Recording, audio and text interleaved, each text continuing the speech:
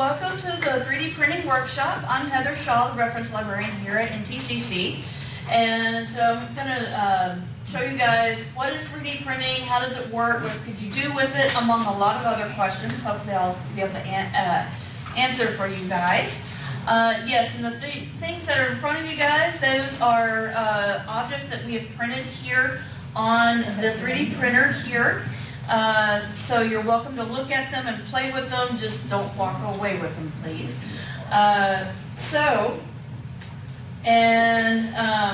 Just so you know, this is Sam over here, and he's been very instrumental in helping us get the 3D printer, as well as teach us, a lot about 3D printing. One of the papers last semester actually has an article about him, and the campus paper about the 3D printer that he's building, which unfortunately couldn't bring it today. But hopefully, before too long, it'll actually be up and running. Let's see, show taskbar, and switch over to the other slideshow. Come on. And my computer's being slow today. Let's see, here we go. Okay, and while I'm waiting on this to switch over, I'll go ahead and have these papers passed out. These papers, the definitions, and the policies and procedures. Thanks, that's way too many, but oh well.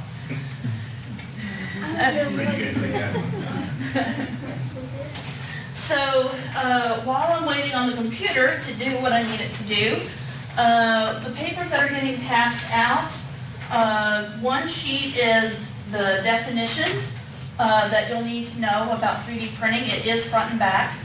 And then the other page that is getting passed out is, on one side it's the policies and procedures, and then on the other side is the waiver, which you'll sign and fill out at the end of this workshop. And you can turn that in, we'll keep a record of that. And one of the things I'll mention a little bit later is that you have to be a patron of the library. In other words, your student ID or your employee ID is your library card, and you want to make sure that is in the library system. So at the end of this, if you're not sure, we can double check that. Anyway, okay, so now that I've got this up and running,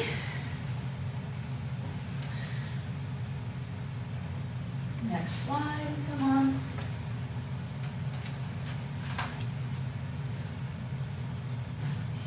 It's being slow. The next slide, come on. I can read it from here. One of the first questions on the next slide is asking, what is 3D printing? 3D printing is a process in which you take a substance, and actually it's this very first definition right up top here. 3D printing is a process which takes a 3D printed model, which there are a lot of others out there, and through a substance. In this one's case, it's filament. So this is actually a filament that this actually uses. And in this one's case, it's plastic. So it heats up the plastic, melts it down into a very thin layer, like this thin, and melts it down, and then presses the melted plastic to the build plate. And then it does layer by layer by layer. So it doesn't have to be plastic. So 3D printing is the process which involves multiple thin layers of a substance laid on top of each other. In the case of the library's 3D printer, thin layers of plastic, as fine as a human hair, are heated and laid on top of one another, and there are different types of 3D printing. Some other examples of 3D printing. Let me get out of this real quick. Show taskbar.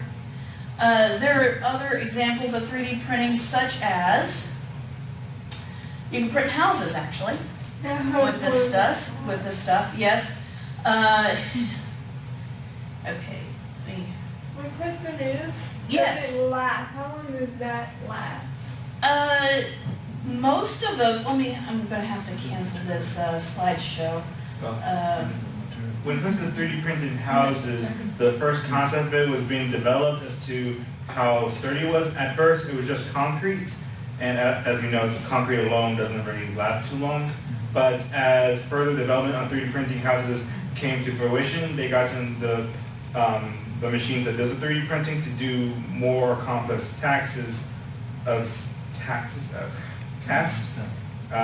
such as welding rebar and then 3D printing the concrete over it. And even in a lot of cases, prepare work for electricians to put wire through, like make channels for the wire piping and ventilation and all that, and within the concrete housing. So most of the work that would take months to do can be done within a day or two, and then it would probably take maybe a week or so for the electricians and the piping to be done, and the house could be ready within less than 3 weeks or so. That's crazy. And in some cases, I've heard you can get a 3D printed house in about a day. It depends on the simplicity of it too. Yeah, most of the 3D printed houses that are out there are of the tiny house variety, but they are working on models that could be a full-size house. And I'm almost there. My computer is just not being difficult today.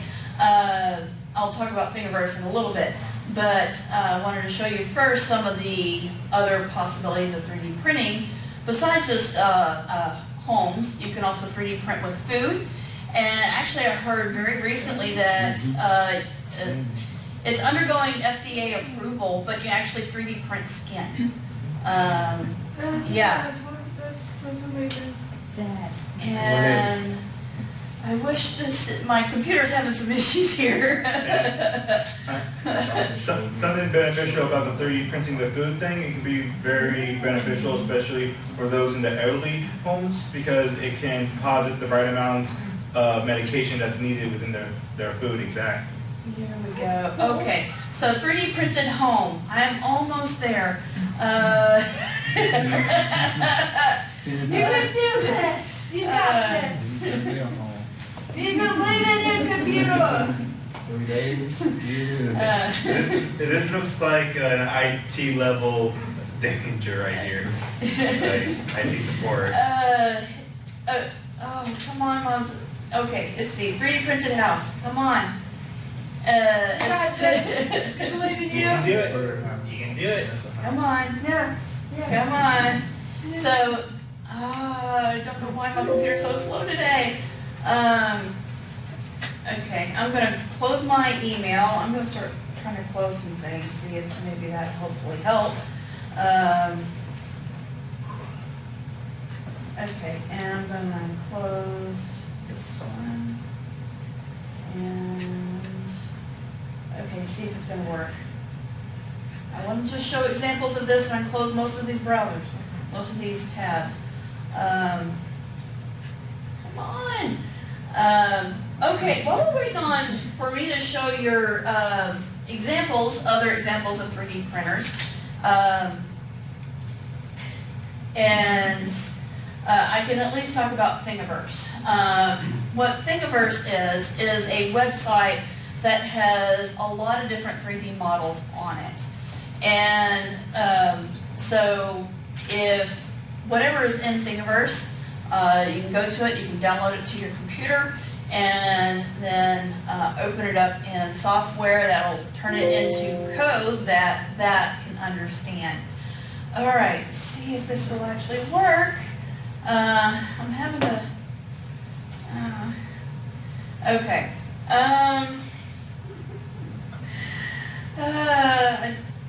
Is that HDMI? I think so, but it's not the core that's the issue, it's my computer that's the issue. So, yes, you can 3D print homes, metal objects. Knickknacks. Yes, plastic objects, and a lot of other things, food. So, Yes, Thingiverse, so what all does it entail for us to be able to, gain, by going to that, website? with Thingiverse, it has a slew of 3D models, a lot in there, and so good chance, it's already up and running? Yeah, it's up and running. Okay, That's All right. the HMaker. let's see. It may be that the graphics can't really handle too well with HDMI. So, I don't know, but some examples of, maybe some of these possibly, as the HDMI port is only so long.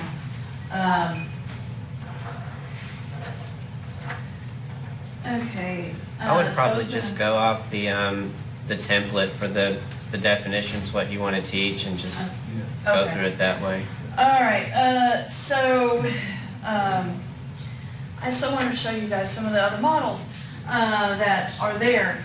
But anyway, so some of the things that you'll have to know, when it comes to 3D printing, are some of the things that are on here, or actually all of the things that are on here. So when it comes to answer your question, the 3D, you'll have to have a 3D model to be able to, load it into some software, which is called Cura, or there's others. And then with that, it'll translate it into code that will understand. And so if you wanted to make something from scratch, you can. We have software here called Inventor. And so right there, that you can make from scratch. There's other software that's available online that is free. And some of that free online software is called Tinkercad or Autodesk, or some free online tools. There are other websites besides Thingiverse, such as PenShape, Umagine, and My Mini Factory.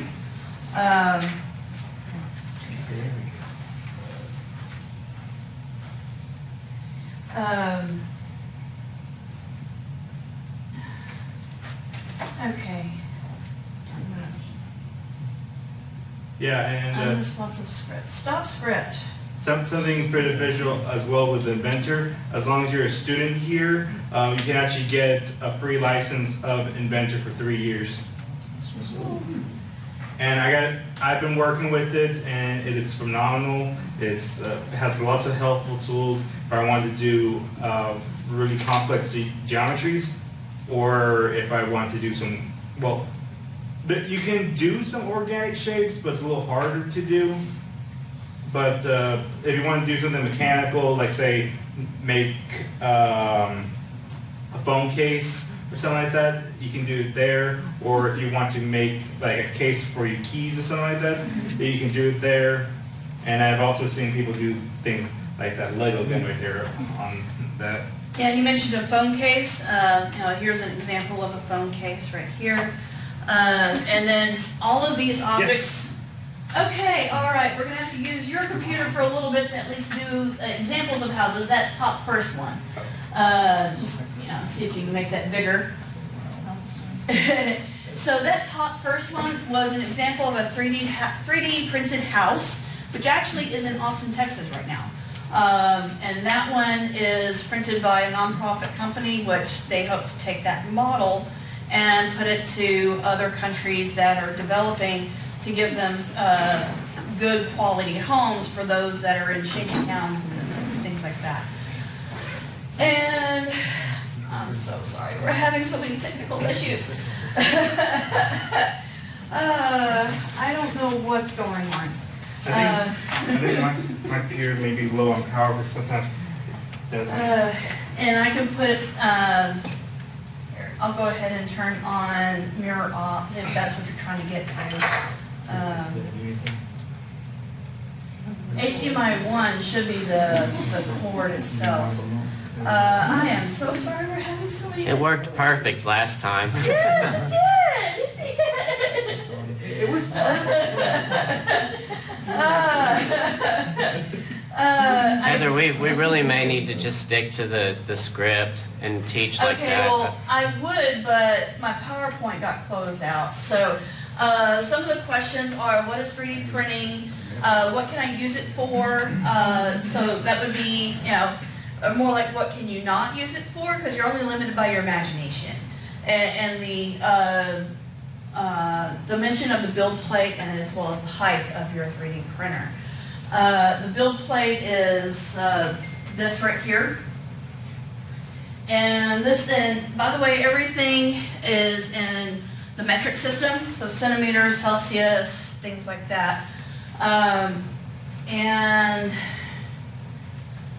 I might just have to use this computer. I hope you guys can see it while we're figuring out what's going on up here.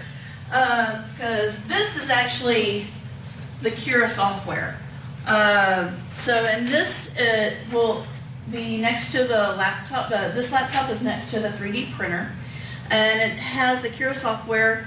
So if you get a model from Thingiverse, such as, this is a Benchy, and that's what's loaded onto here right now, download it and then open it up in Cura. Then here is where you can change your settings for temperature and size and other things like that. So right now I've got, right now I know you guys can't see it, but it says normal for print quality, which most of the time is fine.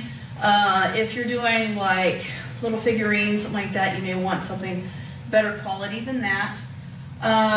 For infill, and by the way, if you look on this sheet right here, infill says it's the percentage that relates to how dense or the lack thereof the inside of a 3D printed object that is desired.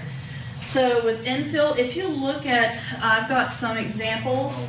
Yes, this is what's inside here that is infill. So if you look around, there's some models that didn't complete. So what's on the inside is actually the infill. And there's different patterns you can do inside the infill. This one I think is, this is a cubit pattern. And there are some other patterns as well that are like a grid pattern, things like that. Which one you decide to do will determine how strong or weak the infill is. The cubic one tends to give a little bit more strength and tends to not use as much material as some of the others. Now, I've got it at 5% here. Default is a little more than that, like 10 to 20% usually. If it's 0, then the inside of this is hollow, and if it's 100%, then it's completely solid. So that gives you an idea of what's going on there. And speed on these, for this one, should be at 45 millimeters. Let's see, what do I have it at? 45, come on. 45 millimeters per second is what it is. The plastic that we have here is called PLA, and there's different types of plastic out there. Just so you guys know, Legos are actually made out of ABS. Okay, you got something going. Oh, okay, so that's an example of a 3D printed house. So the only restraint on the size of the parts that you want to do is literally the size of the 3D printer. Right. That was gonna be one of my questions is, how huge a 3D printer do you need to build a house? Yeah. yeah, there are different styles. There are some that, and this shows what that particular organization wants to do, go to places like that to build affordable 3D home, affordable housing. Now, if you go to Austin, Texas, and that example that was shown is about 300 some odd square feet. So it's a very small house, or about the size of an office. Can you get it off of the YouTube now that they've at least seen an example? Can you pull up 3D printing food, for instance? And so I had an article up that had a picture, but so there you go. Okay, well, that's an example. It's a pizza. Yes, there's another example. There was some others. Let's see if you. That's too cool. I was like an Yes. assembly line like this. Let's, Uh-huh. let's go for like, Master design. You can also 3D print metal items as well. One thing that may happen at some point in the future is that if you have a car that they don't make parts anymore for, your mechanic might have a 3D printer in his shop, plug in a part, maybe it's on Thingiverse, maybe he has to create it in some of the software, and then print it out, and maybe the next day or something like that, your car's working again. So, yeah, These pretty cool. printers, excuse me. Yes, it's okay. These printers actually do the internal and external printing of an object that you want done. Yes. It does that precision. Mm-hmm. Wow. Yes. Even food, I mean, Mm-hmm. yes, I mean. and this is how the metal one works. It takes metal powder and then fuses them together. So, yeah, it is. And like that, with the metal powder, layer by layer by layer until you get the full part. So, yeah, there's an example of a completed metal part right there. Wow. Yeah, there are resin 3D printers out there as well that are similar. It's still a plastic of sorts, but it's done slightly different than this. Now, all of these are considered additive manufacturing, meaning you add pieces to it, unlike if you were like carving, where you're taking away pieces of wood or whatever. That's a subtractive process. So there's an example. That's an example of a resin 3D printer. So they're coming down in price. What happens there, they cure the resin with UV light. And so that's how they get this. So instead of this thing being on a build plate, it's layer by layer that way. And the benefit to resin 3D printers is that the way that it works, it can get to layers that is actually much thinner than hair. So if you want a 3D printed figure and you want to say have like veins on it or something like that, you can do so in a 5-inch figure on a printer like this. That's awesome.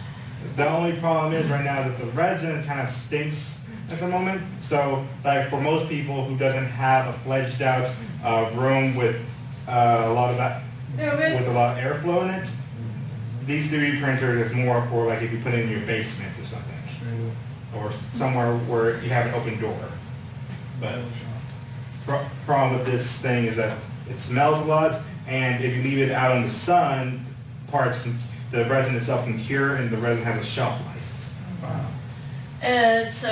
With different types of plastic, there's different durabilities or strengths and things like that, as well as there are some that are flexible and so forth. Now, we just have PLA. We could use ABS. We've done a little bit on this one using his ABS. And the 3D printer he's building, he's actually using some plastic called PETG. Yeah, I get the letters mixed up. So they all have different types of durability, heat as far as melting temperatures and things like that. So depending on what application you want to use it, may determine what you want to use it for. Okay, I'm just going to have to completely reboot my computer. And here's an example of things you can do with flexible filament, also known as TPU.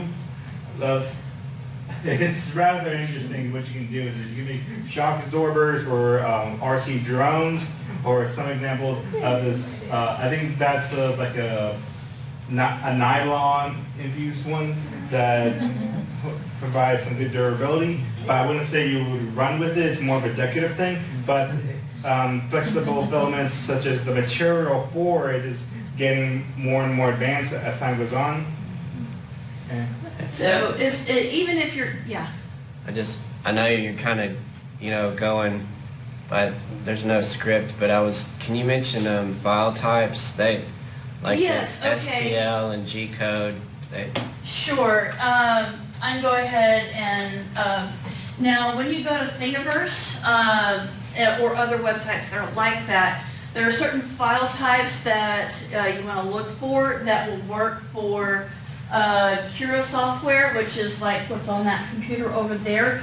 You can also download Cura to your laptop as well. There.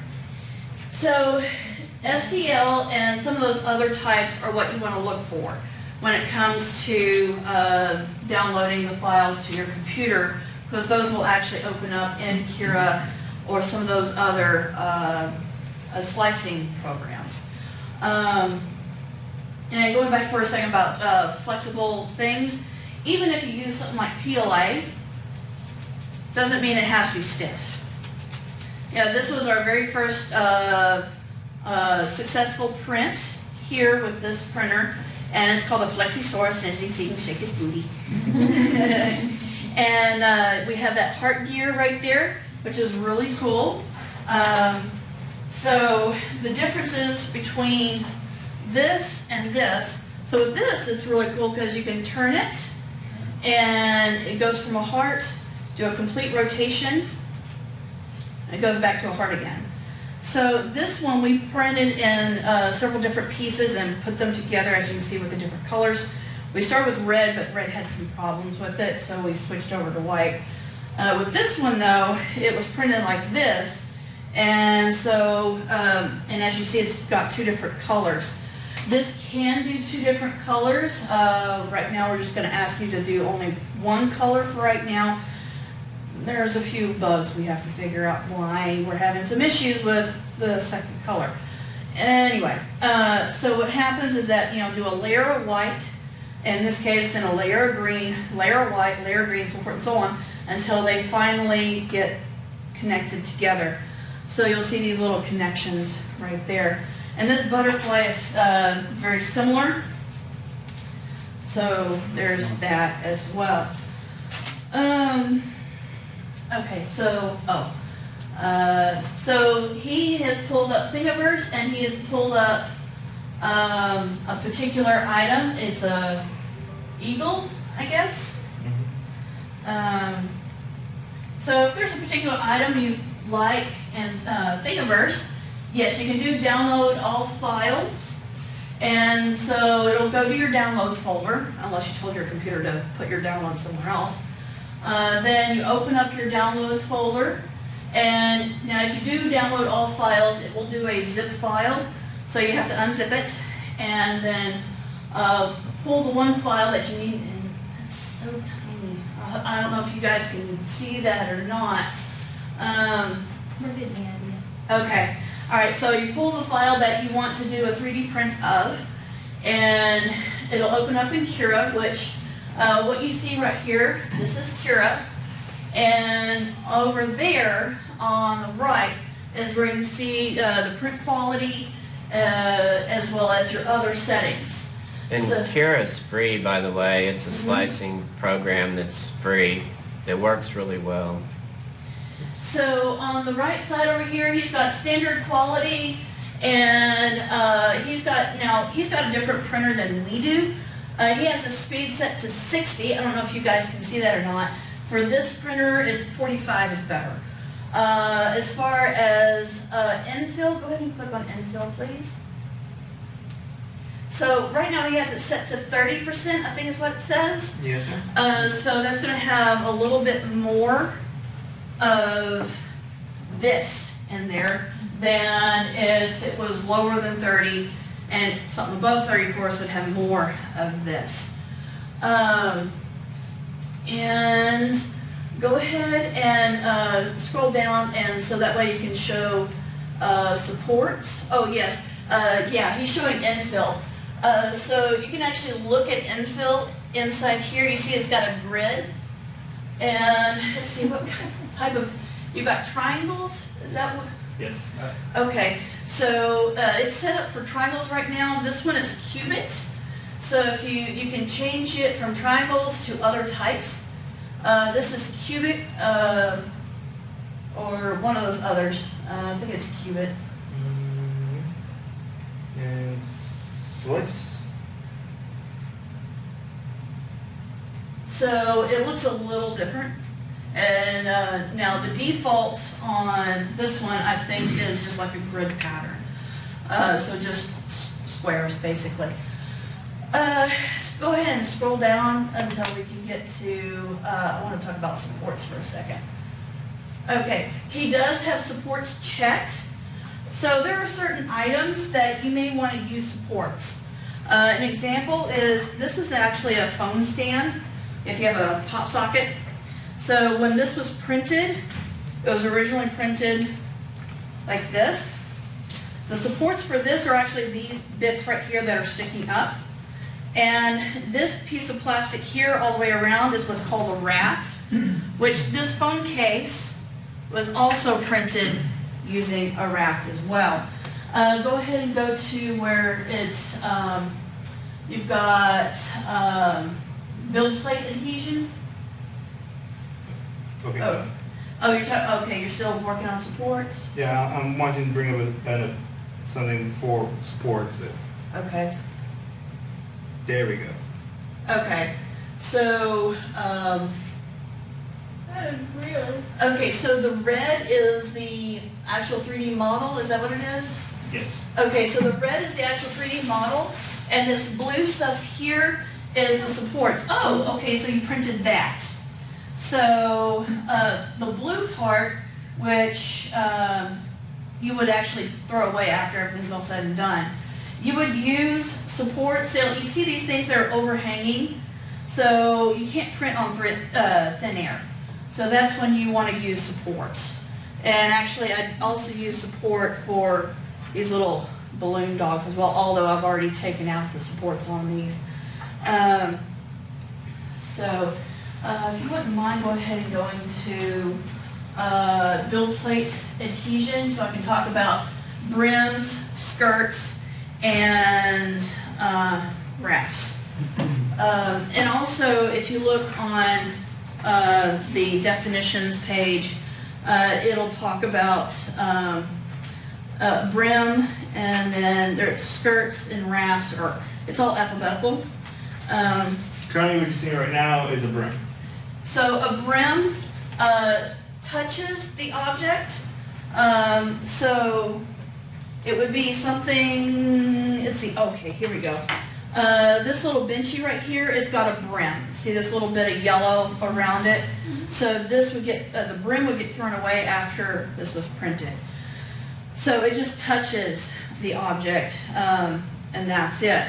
This gives you a little bit more surface area, so more likely for your object to stay adhered to the build plate. Depending on your object, you might need to do a raft, which this is an example of a raft for the phone case here.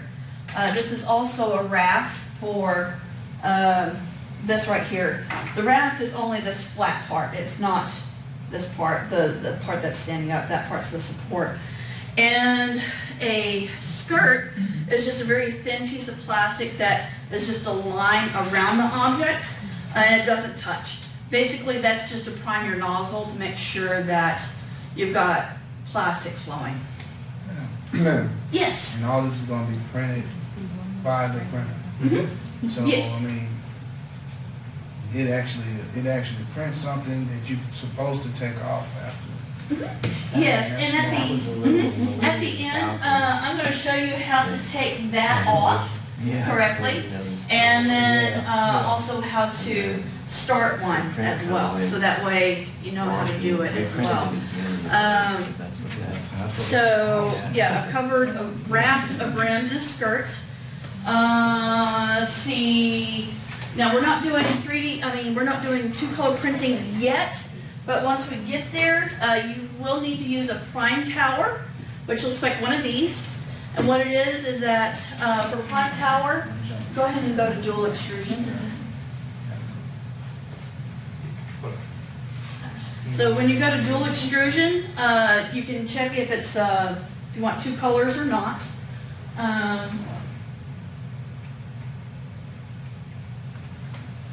Oh, it's because my printer doesn't have dual extrusion. Oh, okay, all right. Well, if you click on dual extrusion, you can check the box if you want two colors or not. If you check the box, then it's gonna print one of these. There we go. Switch to Beagle.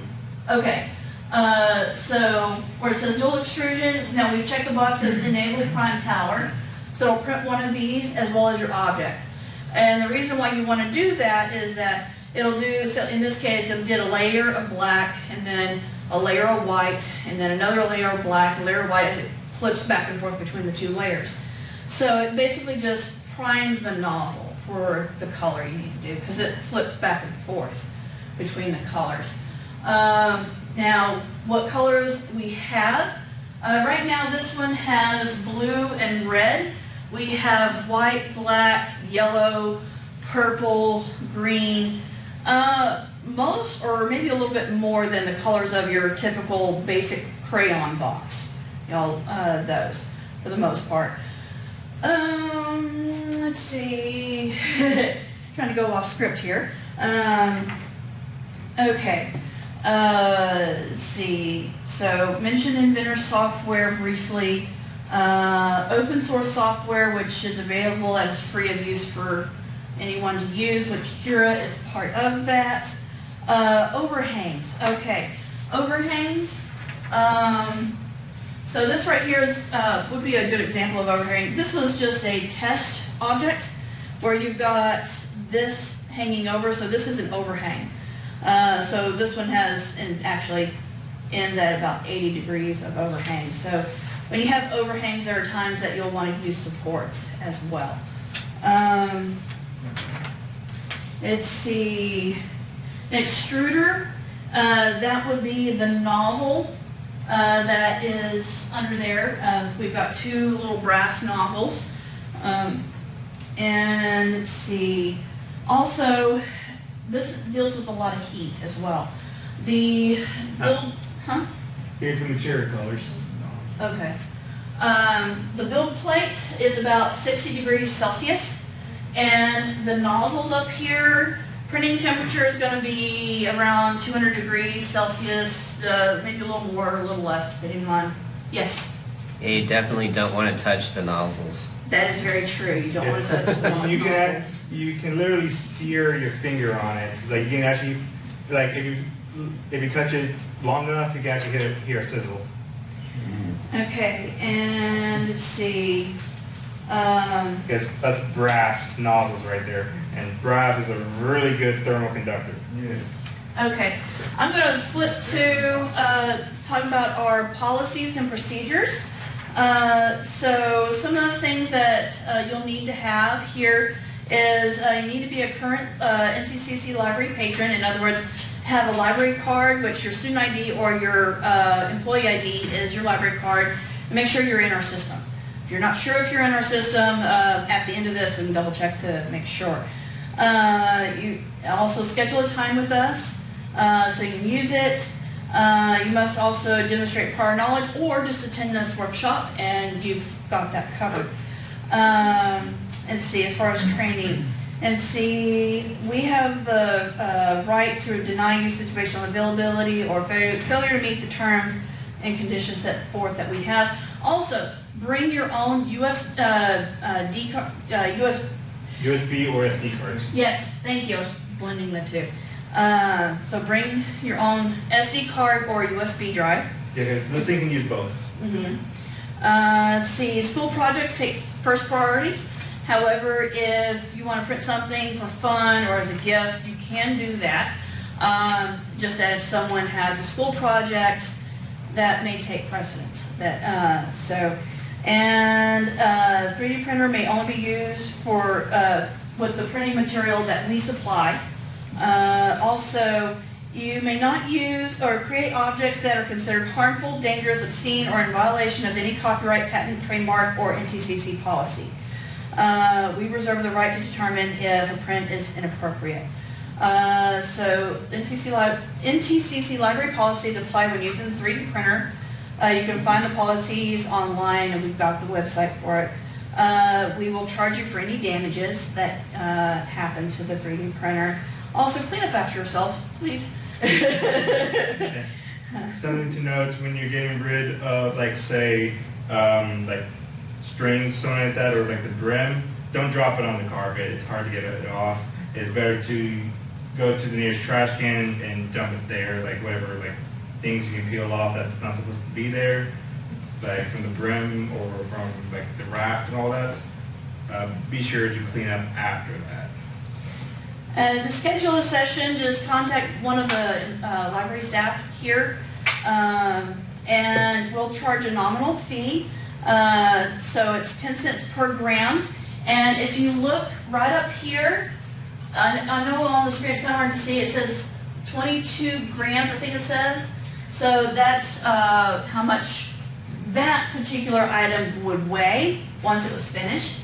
And we have a scale, which is right over here, so we can weigh it after it's done. But that'll give you an estimated amount of how much it'll weigh, which you can do some math to find out how much it would cost. This also gives you a time frame, 8 hours and 23 minutes. So if you were to print that, it would take roughly that long on this printer. 24 grams, So, 8 hours. yeah. But that's because I was doing 2 of those. If you're just doing one of these, the project's taking maybe 4 or 3 hours. Average time. Mhm. Okay. And each Two model classes. is going to be different. Unfortunately, do you mind loading a Benchy, please? So this little tugboat here is called the Benchy, and when I loaded this into Cura, it was about an hour, 26 minutes. That's what it said on Cura. Now, of course, you'll have to add a little bit more time in there to have it heat up and things like that. So it's a rough time frame. 10 cents per gram on the finished print. Of course, you can use Cura or something similar to figure out the weight. $5 deposit is due before printing. At the time of pickup, we'll give you the remainder of the deposit if you didn't use it all. If you printed more than that, then the remainder, what's left over, you'll have to pay the rest of that at the time of pickup. And cash only, no checks, no credit cards, things like that.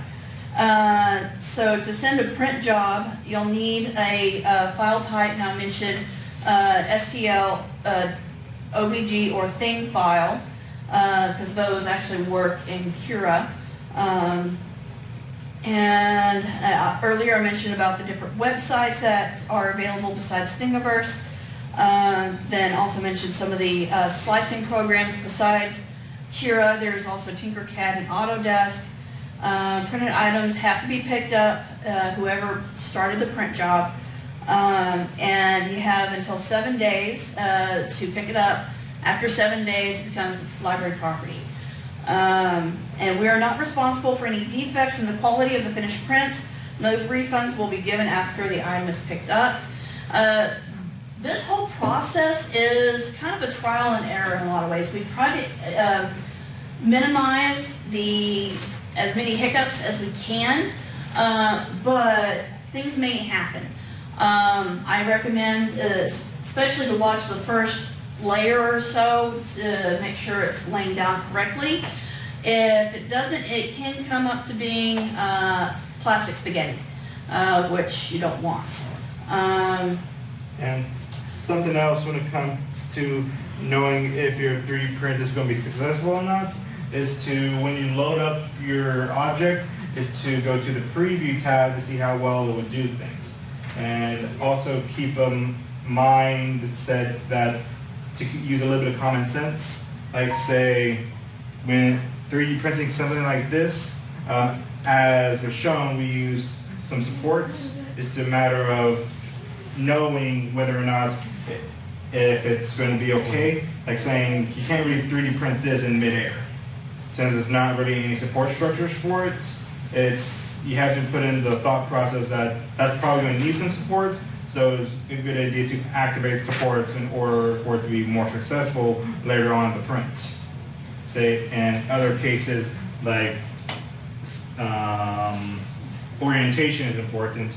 Say like this butterfly right here, laying it flat is better than having it upwards like this. Yes, I'll time. probably open it to questions. Okay, and I also need to do a physical demonstration of that as well. Okay, and so on the back side of the 3D printing policy and procedures is the waiver, which also covers some of the do's and don'ts. There is some signs over, now I moved this table in here, normally it's just outside the door. If you go outside the door, you'll see some signs that have do's and don'ts as well as the policies and procedures on there. So definitely read those signs as well. If you want to correctly take one of these off, why don't you guys go ahead and come up here, and Ron, why don't you go ahead and bring the camera up so that way you can get a decent view. And this is what I mean by previewing your stuff. Like, take the scroller to check to see how well it will do.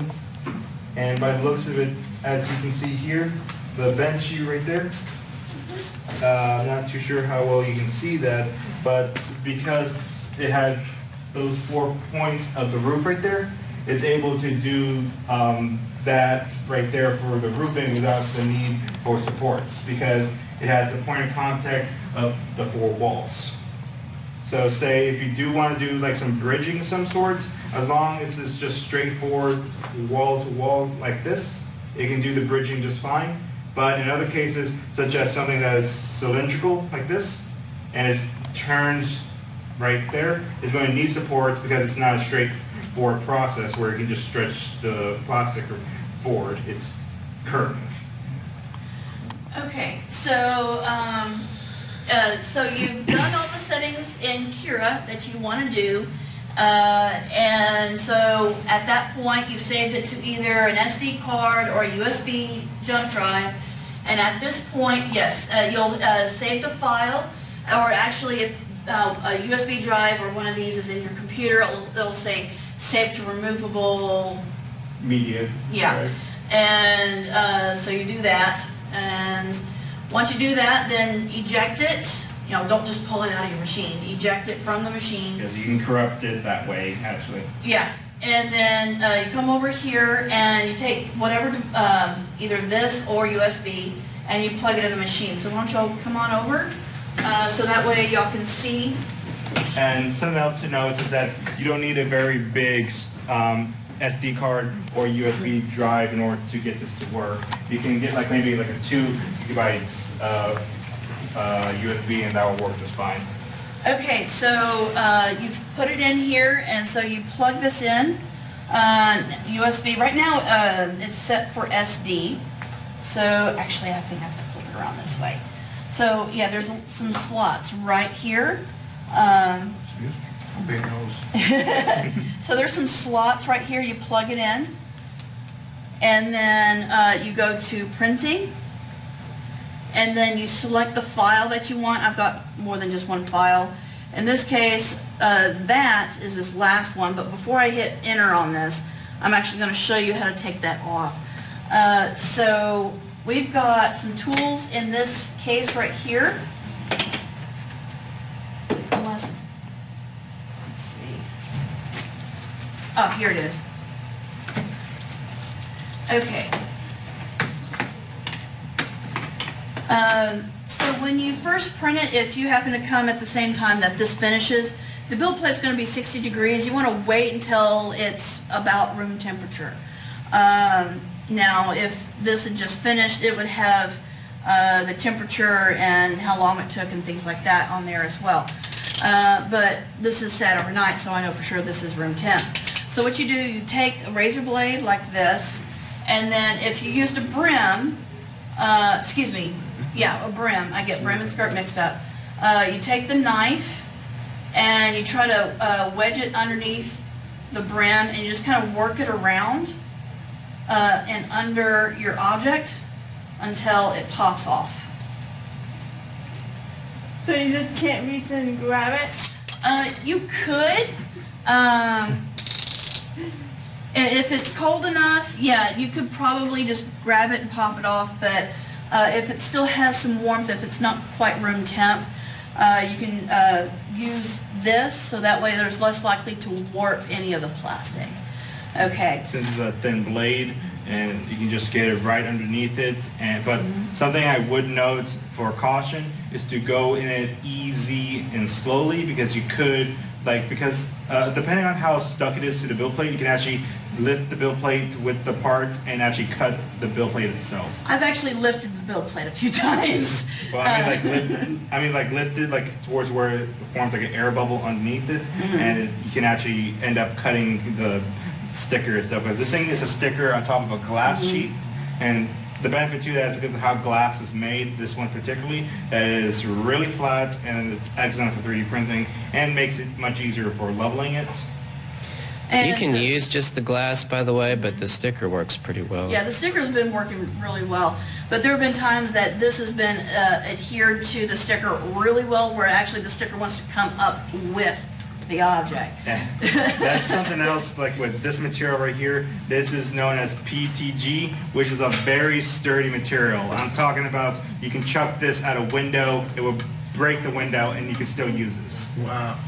So that's almost unbreakable. Well, almost unbreakable. I'm pretty sure with enough windows, it can break it, but